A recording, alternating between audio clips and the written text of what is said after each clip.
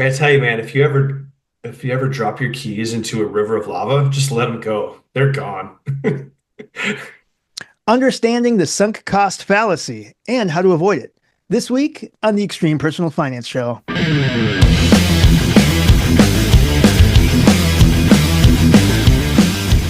Welcome to episode 37 of the Extreme Personal Finance Show. My name is Chris and Dan, Dan's here. How you doing, I man? You doing am okay? doing well. Missed the last couple weeks. How are things? I'm getting back in the swing after the holidays. Yeah, We took a couple weeks off for the holidays, and but it was fun. We got to get together right before the holidays. We got to have yeah. pizza, and we got together with a bunch of other nerds. Axis. Yeah, that was a good time. It was Yeah. good. I don't know what I was expecting, but I had fun, but it wasn't what I was expecting.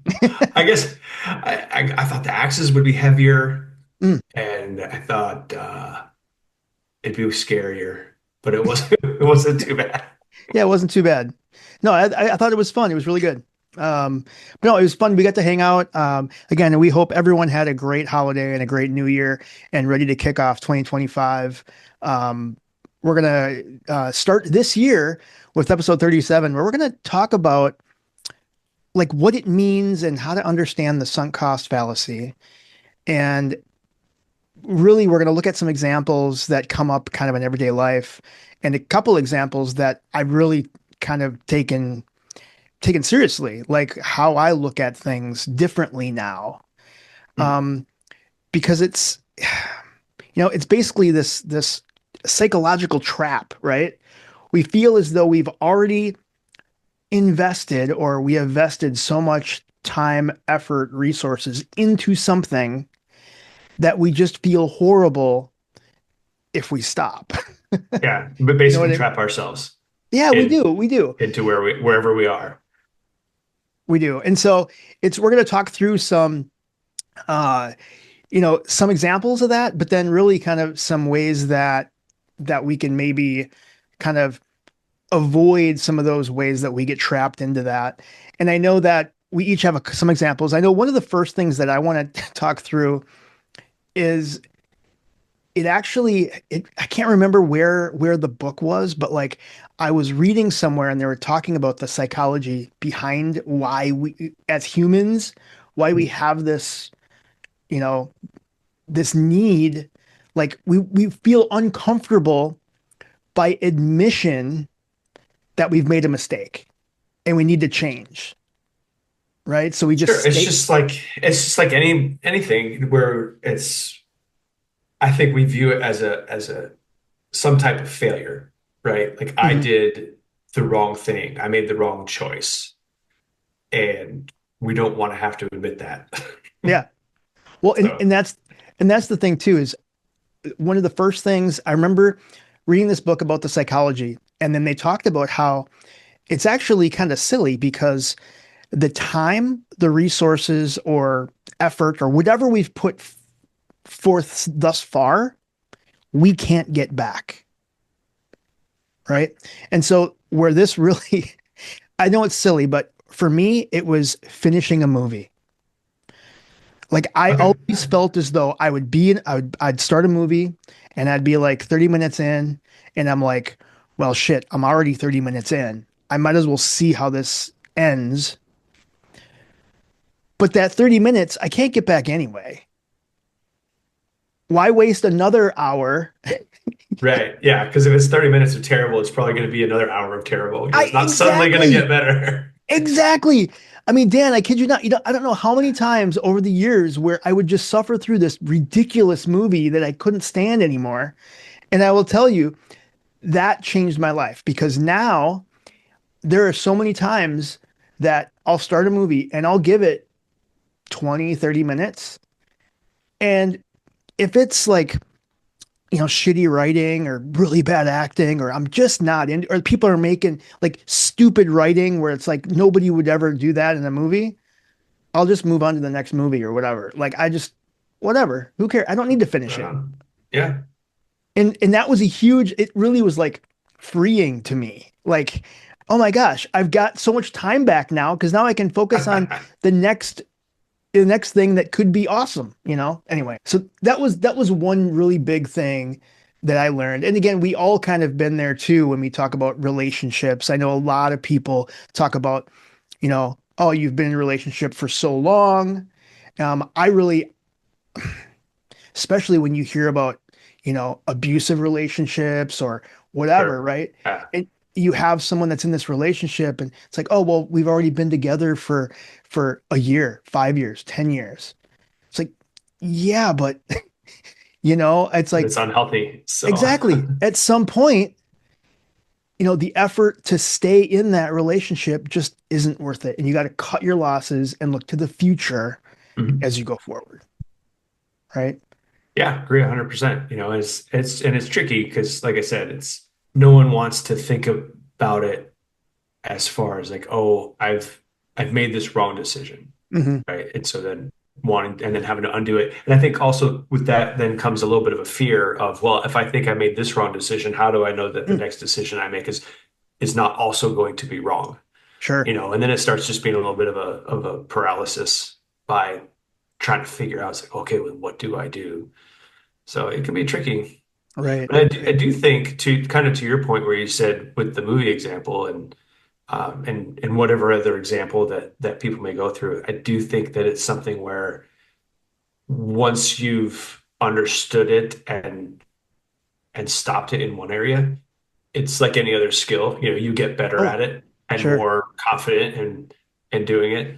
So gosh, was it this past fall? Yeah, this past fall, I signed up to take a couple college courses Hmm. for a master's program, and I got about 2 weeks into it and was not impressed. Mm, I wasn't impressed with the curriculum. I wasn't impressed with it was an online course. I was not impressed at all with the technology that they were using. Finished my bachelor's degree online like 6 years ago. And mm. 6 years ago, they were doing different school, but just doing better tech to help Right. educate. Isn't And I that was just crazy? like, I was like, this feels like a huge step back.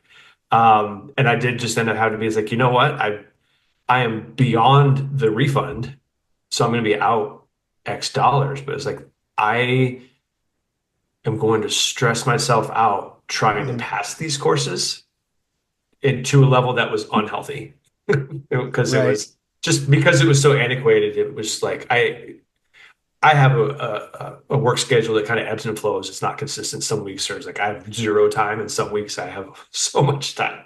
Right. Um, and I was like, okay, well maybe I'll just work ahead a little bit. It's like, no, we don't let you do that. It's like it's an online course. I'm Right. not showing up to a classroom. Exactly. Exactly. What is going on? So it was one of those things that it stunk that I was Right. out the money. But if I had gone the other 2.5 months of just trying to make it work, oh boy, no, no. And Right. as soon as I withdrew, I felt so much better. Yeah. I felt so much better. Just weight just off. And it's just like, all right, well, better luck next time. Right, right. Yeah, at some point you just like I said the term, like you got to cut your losses. And I Yeah. think one example, I do want to get to like some like personal finance examples. And I Yep. think that but one example that I want to talk about like in business, like in work or business or like a project you're working on, this one has just I really struggle with this one even today.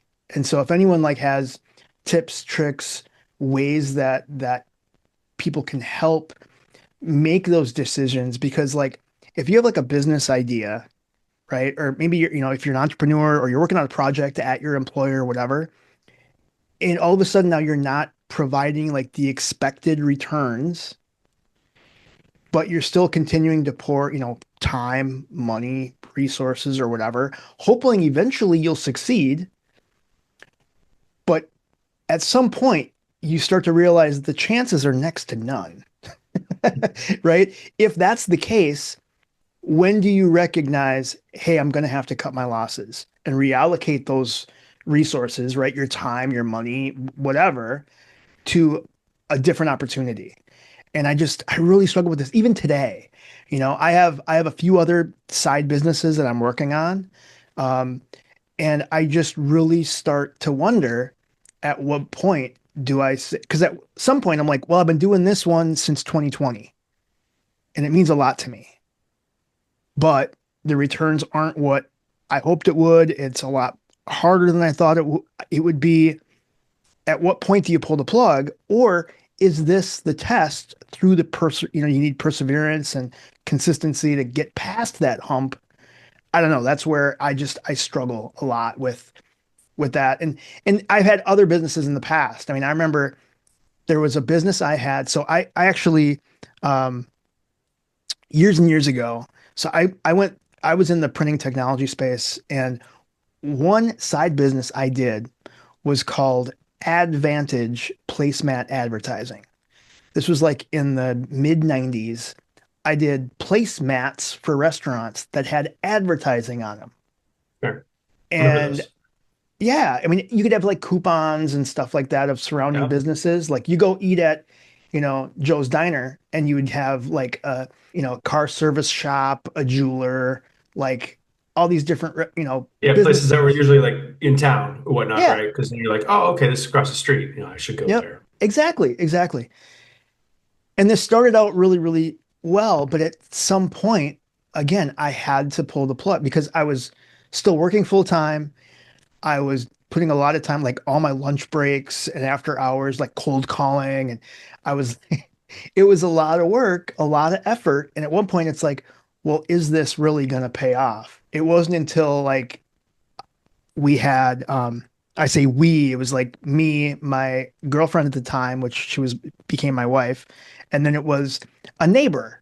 Like I kind of had a neighbor that he was kind of like helping me. When I found out that the restaurant that was supposed to be putting placemats in there dumped cases of placemats into the garbage and didn't put the placemats in, like it was, I had to pull the plug and I had to like refund a bunch of money for people that bought ads, and it was just a nightmare. But at some point it was like I had to I had to just cut my losses and move on, right? And so I don't know, this is kind of just therapy for me. Like at what point do you make that change, right? Well, being somebody who has not had a lot of experience opening businesses, I only have like theory, not having gone through it, right? Yeah, no, it's all right. But I think to a certain extent, that's one of those things where a little bit of it is going to be like know yourself, right? And think about in advance, like before even starting. So you go to business class, and they talk about making this giant, business plan and whatnot. And over the past, I don't know, 5, 10 years or whatnot, that's kind of gone by the wayside from a lot of entrepreneurs. You're like, no, you just need to start. You don't need a business plan. Just get going. And I think there's value in that because something that keeps a lot of us from finding any kind of success is that we just don't start, right? We just Mm-hmm. think about it a lot and we don't ever do anything. So there's value in that thought process. Mm-hmm. But that being said, like when it comes to a business or whatnot, I think having an idea in advance of, okay, I have these expectations and these projections at year one, at year two, at year five, that doesn't have to be a hard, if I didn't make it at year one, I quit. But it's just like be in the ballpark, right? Mm-hmm. Like be making progress. And then just set in advance before you even start. Like this is where I want to get to by a certain time. Say it's 5 years, right? And if you're not there at 5 years, you'll be like, okay, because now you're not making the decision in the moment and Right. in the I want this to work. You made that decision before you started of this is where I expect to be. I'm going to work towards getting there. And then Yeah, when there you was do, yep, I like that. I like that. There's a book that I read, I think it's called Quit, actually. okay. But it and that's what it's very similar to what her she said that basically you set that quit criteria ahead of time. Okay. And also, so exactly what you're saying. And also, yeah, and also it's finding someone that is your quitting coach that can look from the outside, right? And Sure. that was one of our ways that you could kind of avoid the sunk cost fallacy is to find an external perspective. So in that one book, and I'm going to find the name of the book. I forget right now, but I'm going to put it in the show notes. I think it's a great book. It's the woman. She was like a professional poker player. Do you know who I'm talking Oh, about? is it Thinking in Bets? I don't remember. But she talked about how to be a successful poker player, you have to quit a lot. Like you have to fold. You have to fold the hands more Yeah. often than the Yeah, people that think they can win. it's Annie Duke, Thinking in That's it. Bets. Yeah, Yeah. that's it.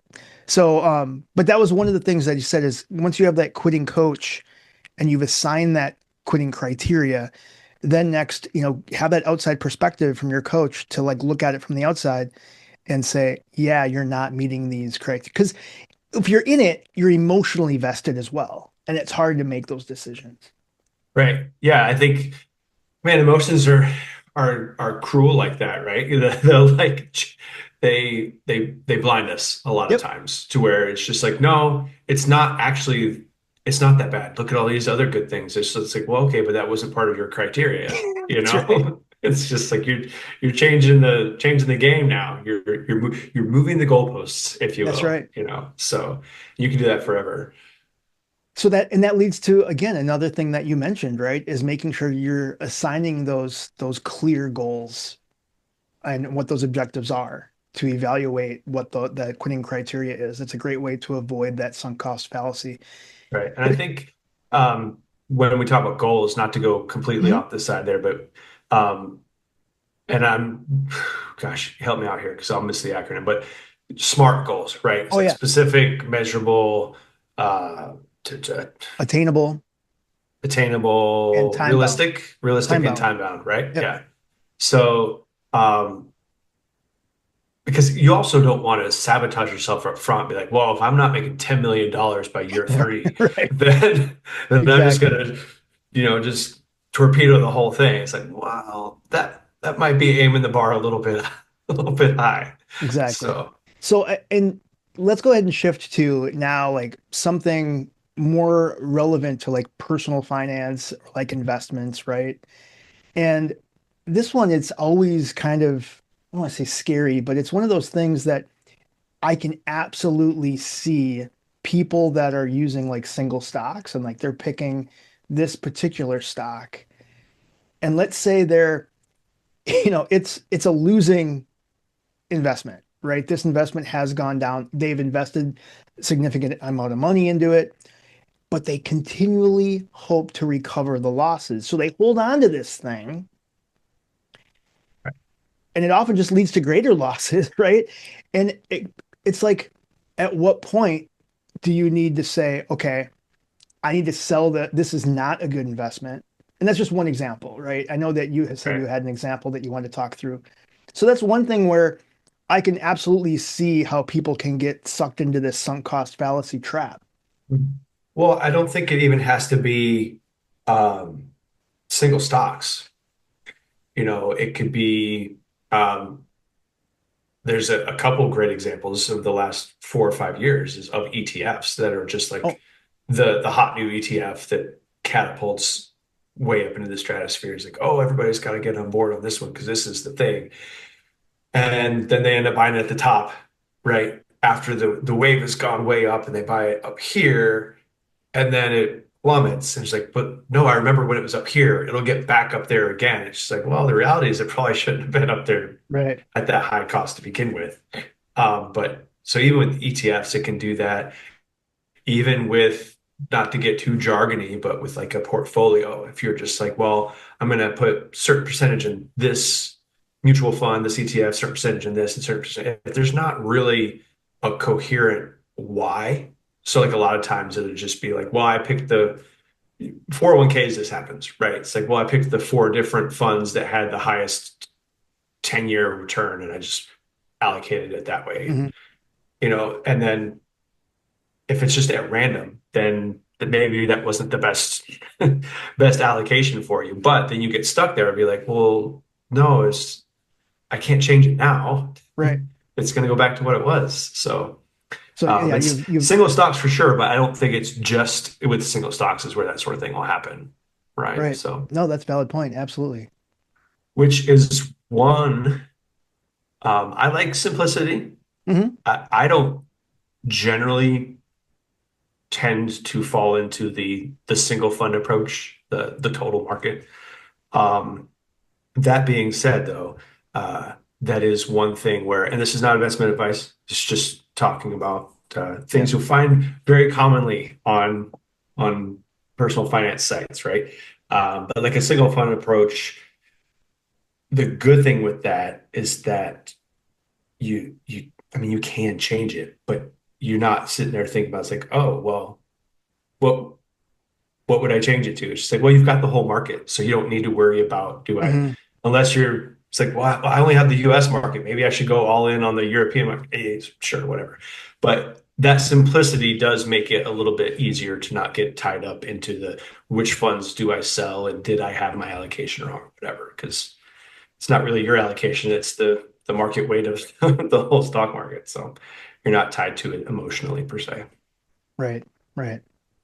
But so let's talk about if you are in one of those situations, gee whiz, how do you get out of it, right? How do Yeah. you well, I think one way, um, just really honestly, is we talked about in some of those other areas. You get a coach, you get an advisor, you get a trusted source, Hmm. even if it's just like somebody that you know.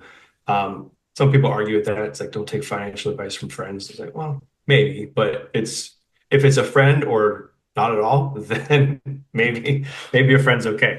Hmm. Um, and and just kind of talk through it with them and get some advice going forward. Because when you get that reassurance from a third party that's like not really involved with it, then that can make it a little bit easier to kind of, it's like I had something not too long ago, just a couple of days ago. Um, hey, I won't go into details. Hey, do you think I should do X or Y? And it's like, I don't think you should do either. You should keep doing what you've been doing because of these things. And like, yeah, you're right. Okay, thanks. Appreciate it. It was just it wasn't a long conversation. It was Right. just like, no, don't do that. Do the thing you're doing because there was a reason why you did that. It's like don't chase the shiny object, do the thing. And they're Yep. like, yeah. Yeah, So to your point, it's having that external perspective on things. And I think we can say it's relatively easy, but just acknowledge what acknowledge that there had been sunk costs, right? mhm. Accept that the past investments can't be recovered. Now, again, you could be talking about, money within investments, but you could also be talking about like time or the effort you were doing building this thing or, time spent reading a book that, hey, I'm not getting any enjoyment out of this book or, I'm not enjoying this. Okay, bring the book back to the library and get something different. Get something you like, you're not going to get the time back, right? Yeah, absolutely. And I think going back to the investment part Hmm. real quick is so if you're listening to this and you're new to investing and you've got maybe your first job with a like a retirement plan or whatnot, um, and you feel the urge to speculate. Hmm. It's like, well, I've got to buy some single stocks or I've got to do that. It's like I think to a certain extent, if you don't allow yourself to experience that a little bit, then you might go crazy. You're like, but what if I had? So carve out a little bit. Like if you're gonna allocate 15% of your paycheck to something, give yourself 3% to just try it out, Yeah. because then that way, I mean, experience is the best teacher, right? So then when things go a certain way and you do find yourself where you need to make that change, it's at least a change that doesn't have as large an impact, right?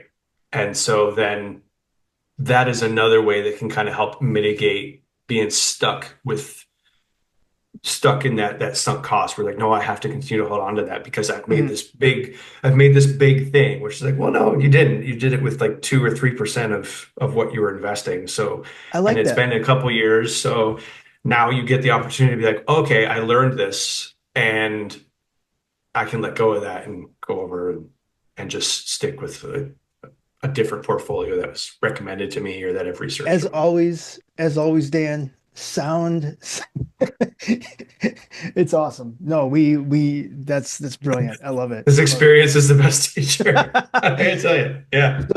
acknowledging that those sunk costs are um, acknowledging that there have been those sunk costs, but better yet, focusing on the current or future outcomes. It's not about the time that's already spent, the money that you've already spent, the effort that you've already spent. It's about what you can gain moving forward. And that's kind of the where we'll wrap this one up with a little bow on it. So Absolutely. awesome. So thank you everyone for listening this week. We really do appreciate it. Please like, subscribe, and share with anyone else that you feel as though you'd find value. We really do appreciate it. And it'd be great if you leave a review on Apple Podcasts. We really would appreciate it. Dan, have a great rest of your day. And everyone, we will see you next time on the Extreme Personal Finance Show. See ya.